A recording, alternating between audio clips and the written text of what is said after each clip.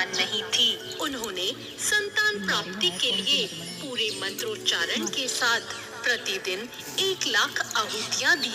18 वर्षों तक यह क्रम जारी रहा। इसके बाद उन पर कृपा हुई और उनके यहाँ एक कन्या ने जन्म लिया। उस कन्या का नाम सावित्री रखा गया।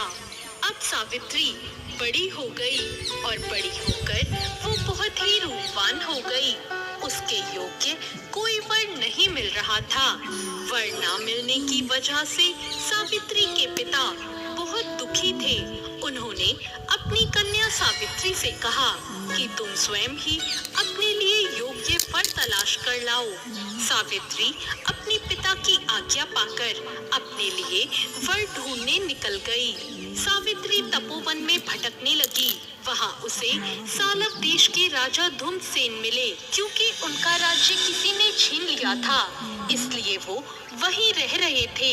उनके पुत्र सत्यवान को देखकर सावित्री ने पति के रूप में उसका वरण कर लिया।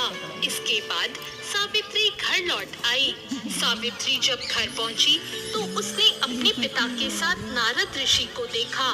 पिता के पूछने पर उसने बताया कि उसने सालव देश के राजकुमार सत्यवान को अपना पति स्वीकार कर लिया है। जब नारद ऋषि को ये बात पता चली तो उन्होंने कहा कि हे राजन, ये आप क्या कर रहे हैं? सत्यवान गुणवान है, धर्मात्मा है और बलवान भी है, पर उनकी आयु बहुत कम है। वो अल्पायु हैं। 1 वर्ष बाद ही उनकी मृत्यु हो जाएगी। ऋषिराज नारद की बात सुनकर अश्वपति राजा घोर चिंता में डूब गए। उन्होंने सावित्री से कहा, पुत्री, तुमने जिस राजकुमार को अपने वर के रूप में चुना है वह अल्पायु है। तुम्हें किसी और को अपना जीवन साथी बनाना चाहिए। इस पर सावित्री ने कहा, पिताजी, आर्य कन्याएं अपने पति का एक ही बार वरण करती हैं।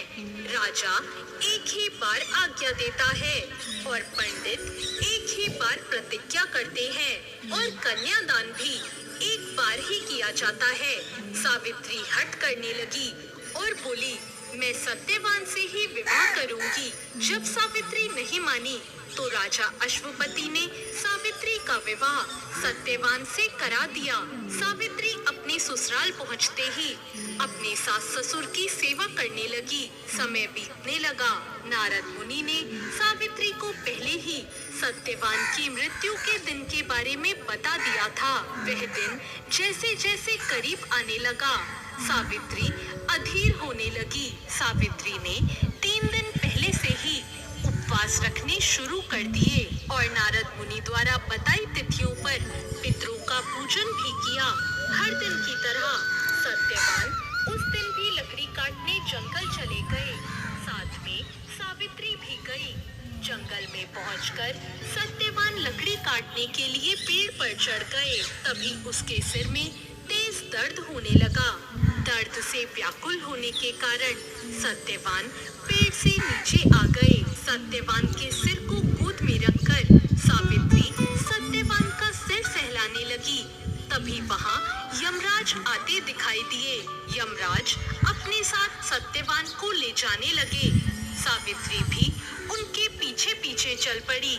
यमराज ने सावित्री को समझाने की कोशिश की कि यही विधि का विधान है, पर सावित्री नहीं मानी और यमराज के पीछे चल पड़ी। उन्होंने यमराज से कहा कि मैं सत्यवान को ले जाने नहीं दूंगी। सावित्री की निष्ठा और पति परायणता को देखकर यमराज ने सावित्री से कहा, हे देवी, तुम धन्य हो, तुम मुझसे कोई भी वरदान मांगो। सावित्री ने कहा, मेरे सास ससुर वनवासी और अंधे हैं, आप उन्हें दिव्य ज्योति प्रदान करें। यमराज ने कहा, ठीक है, ऐसा ही होगा। जाओ, अब यहाँ से लौट जाओ। लेकिन सावित्री अपने पति सत्यवान के पीछे पीछे चलती रही। यमराज ने कहा, देवी, तुम वापस जाओ। सावित्री ने कहा, भगवान, मुझे अपने पति देव के पीछे पीछे चलने में कोई परेशानी नहीं है। पति के पीछे चलना मेरा कर्तव्य है। सावित्री की ये बात सुनकर यमराज ने उन्हें एक वर मांगने को कहा। सावित्री बोली, मेरे ससुर का राज्य छिन गया है, आप पुनः वापस दिला दें। यमराज ने सावित्री को यह वरदान भी दे दिया और कहा, अब तुम यहाँ से लौट जाओ।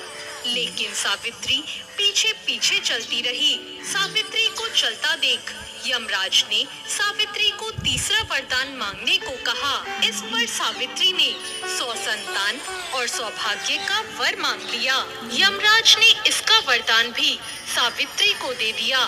सावित्री ने यमराज से कहा, प्रभु, मैं एक पतिव्रता पत्नी हूँ। आपने मुझे पुत्रवती होने का, संतान का वरदान दिया है। अब आप मेरे पति को कैसे ले जा सकते हैं? यह सुनकर यमराज को सत्यवान के प्राण छोड़ने पड़े। यमराज अंतर ध्यान हो गए और सावित्री उसी वट वृक्ष के पास आ गई, जहाँ उसके पति का मृत शरीर पड़ा था, और सत्यवान फिर से जीवित हो गए और दोनों खुशी खुशी अपने राज्य की ओर चल पड़े। जब दोनों घर पहुँचे तो उन्होंने देखा कि उनके माता पिता की आंखों की दृष्टि लौट आई है। इसके बाद उन्हें उनका राज्य भी वापस मिल गया। इस प्रकार सावित्री सत्यवान हमेशा सुख भोगते रहे। तो ये थी वट सावित्री व्रत कथा। इस व्रत कथा